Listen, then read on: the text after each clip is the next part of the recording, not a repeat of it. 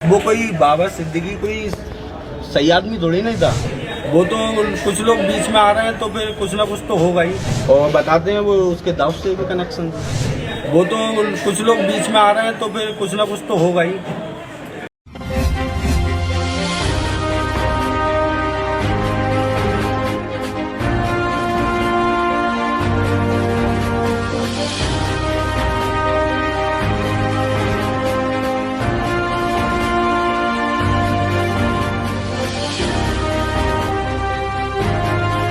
कैसे हो दोस्तों, मैं मोहम्मद नईम शेख तुम बताना चाहता हूँ कि बाबा सिद्दीक का जो मर्डर हुआ उसकी गुत्थी अभी तक सुलझने का नाम नहीं ले रही है। और संडे टाइम्स ऑफ इंडिया के एक आर्टिकल मेरी नजरों से जो आपके स्क्रीन पे भी जिसमें बताया गया बाबा सिद्दीक की murder, 3 cops suspended over negligence after Bishnoi gang shooters, video goes viral. इतना बड़ा आर्टिकल आया। जैसा कि हम देख रहे हैं कि बाबा सिद्दीक को सिक्योरिटी मुहैया की गई थी, उसके बावजूद in the presence of security उनका कत्ल हुआ दशहरे के दिन 12 अक्टूबर सैटरडे 2024। तो अब 3 पुलिसमैन ने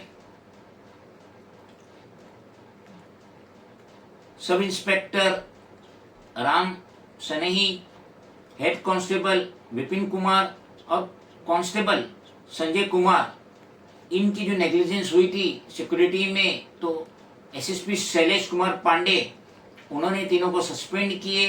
अब ये जो योगेश अलियास राजू, इसका जो रिपोर्टर से जिसने बात किया और इसकी जो न्यूज वायरल हुई, प्रिंट मीडिया में भी आई, सोशल मीडिया में भी आई, तो उससे पुलिस और चौकन्ना हो गई। भले ही ये जो योगेश है या उसे राजू भी कहा जाता है, इसका रोल बाबा सिद्दीकी के मर्डर में नहीं है, मगर जब पुलिस ने, आगरा पुलिस ने, दिल्ली पुलिस ने और मथुरा पुलिस ने जब इसको पकड़े और ये भागने की कोशिश किया और जब उसके पैर पे गोली मारे तो उसके पास से .32 बोर पिस्तौल मिली और साथ ही साथ मोटरसाइकिल मिली इससे। तो जब वो शिफ्ट हो रहा था, डिस्ट्रिक्ट हॉस्पिटल में शिफ्ट हो रहा था, तो उसने स्टेटमेंट दिया रिपोर्टर्स को बाबा सिद्दीकी के मुतालिक। और उसके बाद जब उससे तब्दील किया जा रहा था हॉस्पिटल से डिस्ट्रिक्ट जेल में, तो अगेन उसने स्टेटमेंट दिया, जिसको कैमरे के सामने स्टेटमेंट दी, जिसकी वजह से वो न्यूज वायरल हुई, मीडिया में आया, सोशल मीडिया में आया और कवरेज मिला न्यूज चैनल को और न्यूज पेपर को। उसमें शैलेश उर्फ राजू उसने बताया कि बाबा सिद्दीकी अच्छा आदमी नहीं था। उसने बताया 1993 का जो बम ब्लास्ट हुआ है जिसमें दाऊद इब्राहिम का नाम आया और बाबा सिद्दीकी के दाऊद इब्राहिम से बहुत अच्छे ताल्लुकात थे। शैलेश उर्फ राजू मजीद कह रहा है कि जो लोग इस तरीके के कारनामा अंजाम देंगे तो उनका यही अंजाम होगा। तो इतना बड़ा आर्टिकल आया टाइम्स ऑफ इंडिया में, मगर अलबत्ता पुलिस का कहना है कि शैलेश या राजू का बाबा सिद्दीकी के मर्डर में कुछ भी लेना देना नहीं। अलबत्ता इसने जो मर्डर किया था, जो जिम का मालिक था, उसको उसने मर्डर किया था और उसके लिए इसको पुलिस ढूंढ रही थी। इसका बाबा सिद्दीकी के मर्डर केस में कुछ भी लेना देना नहीं। इसने नादिर शाह का मर्डर किया था दिल्ली में पिछले महीने।